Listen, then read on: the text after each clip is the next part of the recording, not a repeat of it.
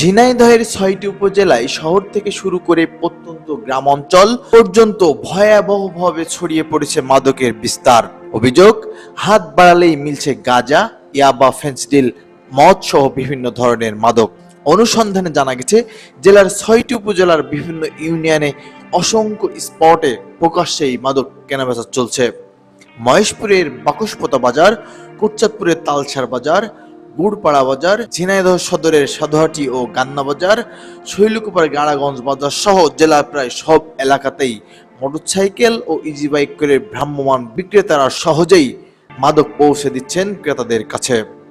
সবচেয়ে উদ্বেগজনক হচ্ছে, স্কুল কলেজ পড়ুয়া শিক্ষার্থী, উঠতি বয়সী তরুণ, ব্যবসায়ী, এমনকি বিভিন্ন রাজনৈতিক দলের নেতাকর্মীরাও হচ্ছেন মাদকাসক্ত। মাদকের টাকা জোগাড় করতে অনেক যুবক চুরি, ছিনতাই ও অন্যান্য অপরাধে জড়িয়ে পড়ছে বলে অভিযোগ রয়েছে। স্থানীয়দের মতে, ভয়ের কারণে তারা কাউকেই এই অভিযোগের কথা জানাতে পারেন না।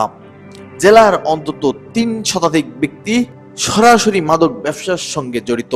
রয়েছে প্রভাবশালী মহলের অর্থায়ন। সচেতন নাগরিক, শিক্ষক ও অভিভাবকরা নতুন প্রজন্মকে রক্ষায় দ্রুত ও কঠোর অভিযান পরিচালনার দাবি জানিয়েছেন।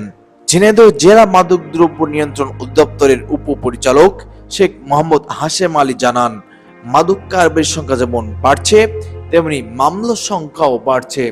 নিয়মিত অভিযান চলছে এবং মাদকের সঙ্গে কোনো আপোষ করা হবে না বলে তিনি জানিয়েছেন।